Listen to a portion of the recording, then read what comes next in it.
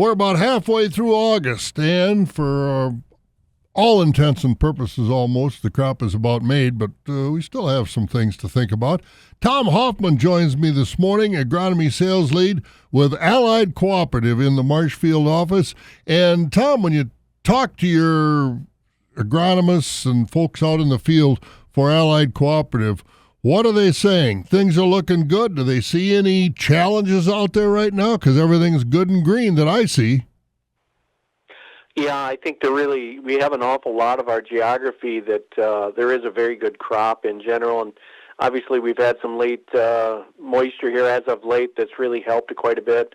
I think an awful lot of the area has gotten some of that precipitation, so the crop maybe isn't made in 100% of the cases, but boy, it's getting pretty darn close. It's good to have some moisture for some pod fill on beans, and I think pollination's gone well for corn. So no, we have the makings for a very good crop. A few areas, another little shot of rain would be good. I would say probably, as you talk about challenges, I mean, this ongoing weed control, obviously water hemp continues to just poke its head through, and just an ongoing challenge for everybody, just trying to have really good, clean fields and prevent more weeds from going to germinate weed seed populations. This water hemp is really something that has been frustrating. We got out of control. What's the secret? If there is one, is it timing? Is it the correct pesticide combinations? What's the correct way to, or not pesticide, but herbicide combinations to control this water hemp? Yeah, I think a combination, Bob, of things. I mean, obviously using more than one mode of action in a herbicide, our layered approach. What I mean by that is really planning on at least two applications, and using multiple modes of action where it's an option. Timing does get to be an important issue, but really multiple modes of action and layering things in really gets to be a big deal. And just do it as a planned treatment. You can't sit and wait. Maybe you do one application and say, well, I wanted to wait and see if the weeds are there. Well, then all of a sudden it gets to be a little too late. We get people here now saying, hey, I got weeds, but maybe they skipped the second application and now they're stuck with what they got. And so it's a planned treatment, and really multiple applications is very important.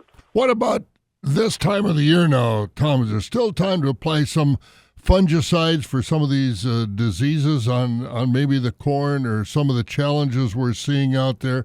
I don't know how much tar spot your guys and gals are reporting to you.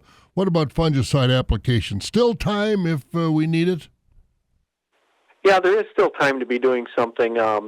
Certainly, as I commented, I think there's a very good crop out there, and everybody should keep in mind, protect your good crop. I think, the way to battle some commodity prices is to have a very good yield to reduce your cost per bushel. So protect the crop, and it's not too late. I think there's still some soybeans that certainly at this R3 stage where there is a prime time to do some of that. Certainly corn, where there's still some. We haven't seen, we have rust and some northern corn leaf blight. Yeah, there's a little tar spot. Maybe the tar spot isn't running rampant yet. But there is still time just to protect your crop, and everybody should, when you have a good one, take care of it. If the diseases happen, it can start putting a big hit on it pretty quick.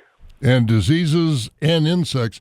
What are you hearing about insect? We heard armyworm earlier on.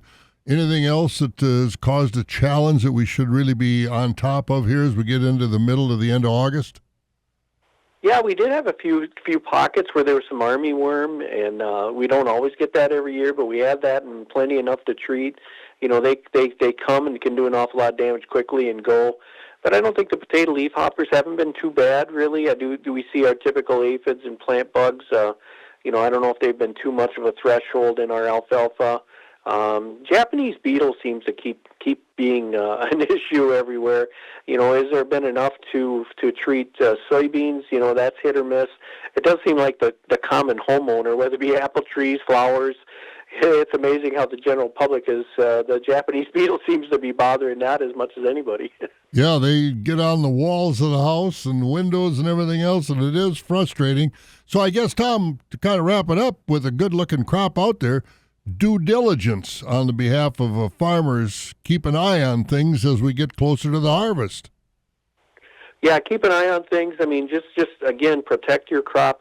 Now is a really good time to give evaluations on what went well for the growing season and maybe what didn't go well, and talk with our allied agronomy advisors. And now is a really good time to do some evaluations and say what went well, what didn't, and maybe what should we be doing a little different next year. And maybe, as I know some veteran farmers, I don't know if the younger guys do this as much, every time they go out in the field, whether they're driving the pickup or a tractor for whatever, they take a notebook with them, and they talk about on their notes what they're seeing and the dates they're seeing it. That has to be valuable for your agronomist to go out and talk to farmers when they have something like that, and it really makes it a lot easier on everybody's part to control things, doesn't it?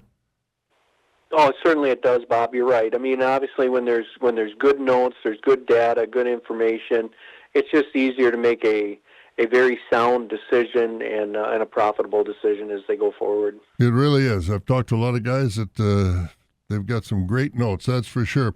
Hey, Tom, good stuff. Enjoy the rest of August, and hopefully we keep our fingers crossed this will turn into a great harvest after a good-looking crop. Yeah, well, hopefully it does. I mean, it's not in the bin yet, but I mean, we're getting through it, and it really looks very good at this point for the most part. It does, and hopefully it'll continue that way. Thanks, Tom. Tom Hoffman, Agronomy Sales Lead. Tom's over in the Marshfield office with us today on our Allied Cooperative program. I'm Bob Bosold.